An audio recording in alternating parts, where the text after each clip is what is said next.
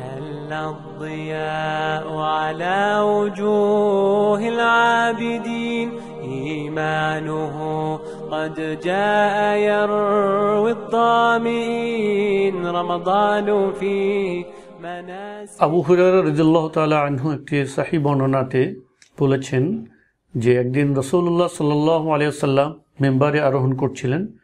তিনি প্রথম তাকে পা দিয়ে বলেন আমিন, দ্বিতীয় তাকে পা দিয়ে বলেন আমিন, তৃতীয় তাকে পা দিয়ে বলেন আমিন।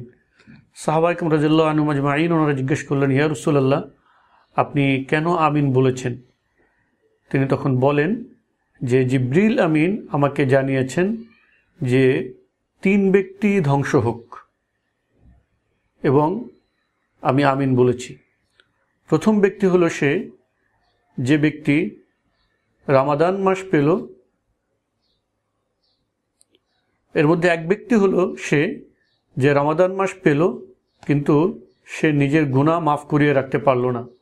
আর এক ব্যক্তি হলো সে যে বৃদ্ধ বাবা মাকে পেল কিন্তু সে জান্নাত অর্জন করে রাখতে পারল না।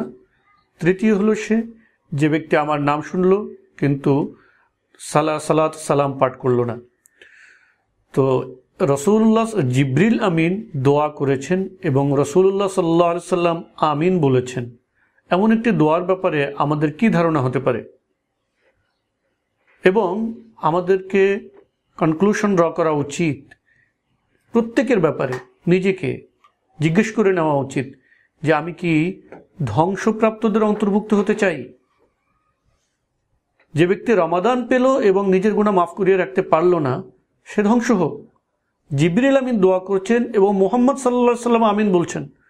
আল্লাহ রাব্বুল আলামিন আমাদেরকে হেফাজত করুন, আমরা যেন সেই ধ্বংসপ্রাপ্তদের অন্তর্ভুক্ত না হই, এবং আমরা এখন থেকে এই মুহূর্ত থেকে আমরা আমাদের ইনিশিয়েটিভ নিই, আমরা ভূমিকা নিই যেন আমরা এই রমাদানে আমাদেরকে ক্ষমাপ্রাপ্তদের অন্তর্ভুক্ত করে নিতে পারি। এই জন্য আমাদের যা যা করা দরকার আমরা যেন তা করি। উপদেশ এটা আমাদের প্রত্যেকের জন্য দরকার, প্রত্যেকের জন্য দরকার। আমরা যারা বলছি এবং আমরা যারা শুনছি আমাদের প্রত্যেকের জন্য দরকার। কোনো মানুষই উপদেশের প্রয়োজনীয়তা থেকে মুক্ত নয়। এজন্য আল্লাহ রাব্বুল আলামিন সূরা আল আসরে ঈমানদারদের বৈশিষ্ট্য সম্পর্কে বলেছেন, ইল্লাল্লাযীনা আমানু ওয়া আমিলুস সালিহাত ওয়া তাওয়াসাউ বিল হক ওয়া তাওয়াসাউ বিস সবর। যারা তাওয়াসাউ বিল হক পরস্পরকে সত্যের ব্যাপারে ওসিয়াত করে, একজন আরেকজনকে ধরে রাখে, টেনে ধরে রাখে সত্যের পথে, ওয়া তাওয়াসাউ বিস সবর, এবং পরস্পরকে সত্যের ব্যাপারে, সবরের উপরে থাকার ব্যাপারে পরস্পরকে ওসিয়াত করে। সুতরাং আমাদের এই যে আলোচনা, এর উদ্দেশ্য হলো যে আমরা আমাদের দ্বীনী ভাইদেরকে আমরা নাসিহা করতে চাই এবং আমরা নিজেরা নাসিহা অর্জন করতে চাই, যেন আমরা এই রমাদানের মাধ্যমে আমরা সঠিক পথে আল্লাহ রাব্বুল আলামিনের দয়া আমরা যেন সঠিক পথে থাকতে পারি। এই জন্যই আমাদের এই পারস্পরিক নসিহাগুলো অত্যন্ত প্রয়োজন। এবং আমরা আমাদের ঘরে আমাদের বন্ধু মহলে সবসময় এই প্র্যাকটিসটা আমরা যেন করি, যেন পরস্পরকে ভালো কাজে সহযোগিতা করি, পরস্পরকে ভালো কাজে উৎসাহিত করি, এবং যখনই আমাদের কোনো কষ্ট হবে সত্যের পথে থাকতে গিয়ে, সত্যের উপরে চলতে গিয়ে, তখন যেন আমরা পরস্পরকে সবরের উপদেশ দান করি এবং টিকে থাকার জন্য সহযোগিতা করি। তাহলে আমাদের জন্য এটা অত্যন্ত সহজ হবে। সাহাবায়ে কেরাম রাদিয়াল্লাহু তাআলা আনহুম আজমাইনদের ভিতর একটা কমন প্র্যাকটিস ছিল, ওনারা যখন পরস্পর থেকে আলাদা হতেন অনেকেই সূরা আল আসর এটা ওনারা একজন আরেকজনকে শোনাতেন। সুতরাং এটা আমরা প্র্যাকটিস করতে পারি এবং সবরের এবং হকের ব্যাপারে পরস্পরকে যেন আমরা উপদেশ দেই এবং সাহায্য করি। কারণ হলো যে আমাদের এই মাসে যদিও শয়তান আটকা থাকবে, শয়তানকে আল্লাহ রাব্বুল আলামিন বেঁধে রাখবেন, কিন্তু এই মাসে আমাদের জন্য উপদেশগুলো একটু অধিক কাজে আসবে। কারণ শয়তান আটকা থাকবে, এ কারণে সে প্রত্যক্ষভাবে মানুষকে ওয়াসওয়াসা দিতে পারবে না। কিন্তু প্রত্যেকটা মানুষের ভিতরে একটা নফস থাকে, যেটাকে বলা হয় নফসে আম্মারা। ইন্নান নাফসা লা আম্মারাতুম বিসসু, এবং এই নফসে আম্মারার ইনক্লাইনেশনটাই থাকে খারাপের দিকে।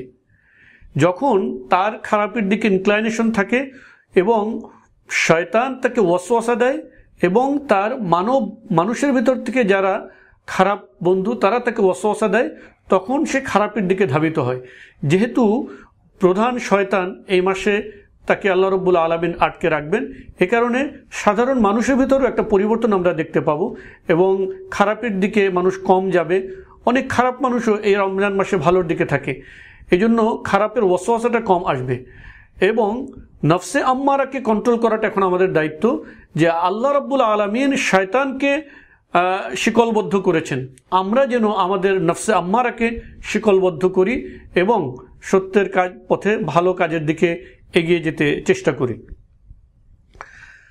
রাসূলুল্লাহ সাল্লাল্লাহু আলাইহি সাল্লাম বলেছেন, ইন্নাল ঈমানা লা ইয়াখলাকু ফি জাওফি আহাদিকুম কামা ইয়াখলাকুস সাওব ফাসআলুল্লাহ আন ইউজাদ্দিদাল ঈমানা ফি কুলুবিকুম। যে প্রত্যেকটা মানুষ আমরা যেরকম কাপড় পরি এবং কাপড় পুরাতন হয়ে যায়, ময়লা হয়ে যায়, এভাবে মানুষের ঈমানও পুরাতন হয়ে যেতে থাকে এবং দুর্বল হয়ে যেতে থাকে।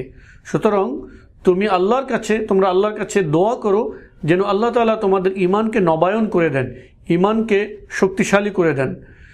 কিন্তু এই যে ঈমানকে শক্তিশালী করার যে কাজটা, এই কাজটা আমাদেরকে শুরু করতে হবে।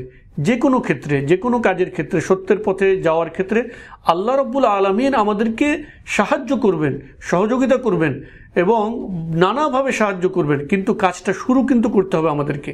আমরা জানি যে দেখুন, ফেরাউন যখন মুসা আলাইহিস সালামকে ধাওয়া করছিল, তখন আল্লাহ তাআলা বলেছেন তুমি লাঠি দিয়ে আঘাত করো। আল্লাহ তো চাইলে তাকে এমনিতেই সাহায্য করতে পারেন এবং করেছেন আল্লাহ তাআলা, কিন্তু এই যে লাঠি দিয়ে পানিতে বাড়ি দেওয়া সমুদ্রের ভিতরে, এটা কিন্তু তিনি মুসা আলাইহিস সালামকে দিয়ে করিয়েছেন।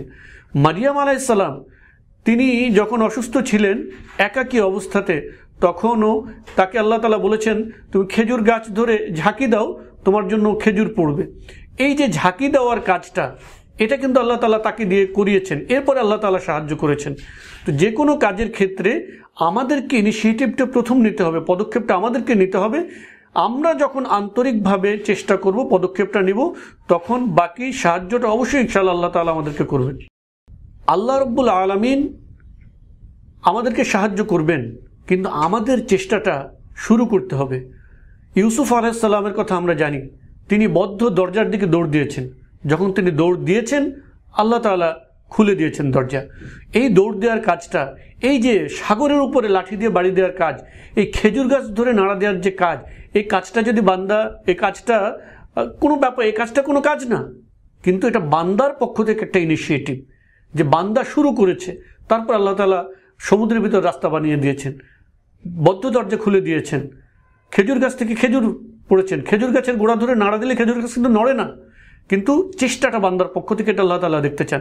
আল্লাহ তাআলা এটা দেখতে চান যে আমরা চেষ্টা শুরু করেছি, বাকি আল্লাহ তাআলা আমাদের জন্য সহজ করে দেবেন। আল্লাহ বলছেন ওয়াল্লাযীনা জাহাদু ফীনা লানাহদিয়ান্নাহুম সুবুলানা, যে আমার দিকে আসার ব্যাপারে চেষ্টা করবে, আমি অবশ্যই তাকে আমার পথ দেখিয়ে দেব।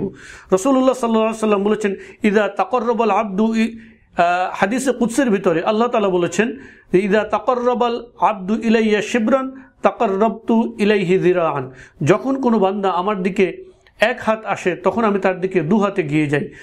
যখন ওয়াইদা তাকাররাবা ইলাইয়া যিরাআন তাকাররাবতু ইলাইহি বাআন, যখন সে আমার দিকে দু হাতে গিয়ে আসে তখন আমি তার দিকে তার চেয়ে দ্বিগুণ যাই। এবং ওয়াইদা আতানি ইয়ামশি আতাইতুহু হারওয়ালাতান, যখন সে আমার দিকে হেঁটে আসে তখন আমি তার দিকে দৌড়ে যাই। এই যে প্রত্যেকটা কাজ আমরা যে চাই যে আমরা সত্যের পথে চলবো, সত্যের পথে চলার কাজ এটা সহজ কাজ নয়। সত্যের পথে চলতে গেলে আমাদেরকে নানা রকম কষ্ট, নানা রকম বাধা বিপত্তির মুখোমুখি হতে হবে, নানা রকম পরীক্ষার মুখোমুখি হতে হবে, এবং এই পরীক্ষাগুলোতে আল্লাহ তাআলাই আমাদেরকে পাশ করিয়ে দিবেন, কিন্তু আমাদেরকে চেষ্টাটা শুরু করতে হবে। আল্লাহ তাআলা যে বলেছেন আলিফ লাম মিম হাসিবান নাস আন ইউতরাকু আন ইয়াকুলু আমান্না ওয়া হুম লা ইফতানুন, যে লোকেরা কি ভেবেছে তারা মুখ দিয়ে বলবে আমরা ঈমান এনেছি আর তাদেরকে ছেড়ে দেওয়া হবে? না, মুখ দিয়ে বললেই, দাবি করলেই তারা মুক্তি পেয়ে যাবে না, তাদেরকে পরীক্ষা করা হবে। এই পরীক্ষাটা আল্লাহর তরফ থেকে আসে, কিন্তু আমরা যে পাশ করতে চাই, আমাদের পক্ষ থেকে যে চেষ্টাটা করা দরকার, সেটা শুরু যখন আমরা করব, আল্লাহ রাব্বুল আলামিন আমাদেরকে এই পরীক্ষায় পাশ করার জন্য তিনি আমাদেরকে সহযোগিতা করবেন। সুতরাং এই রমাদান মাসে আমরা যেন চেষ্টা করি আল্লাহর পথে এগিয়ে যাওয়ার যখন আমরা চেষ্টা করব, আল্লাহ তাআলা এই রমাদানের মাধ্যমে আমাদেরকে আরও সহজ করবেন, আরও আসান করে দিবেন, আরও দ্রুত আমাদেরকে সাহায্য করবেন তার পথে এগিয়ে যাওয়ার জন্য। আল্লাহ রাব্বুল আলামিন আমাদেরকে সহজ করুন। আমিন ওয়া আখিরু দাওয়ানা আনিল হামদুলিল্লাহি রাব্বিল আলামিন। আসসালামু আলাইকুম ওয়া রাহমাতুল্লাহি ওয়া বারাকাতুহু। قد جاء يروي الظامئين رمضان فيه مناسك مهدية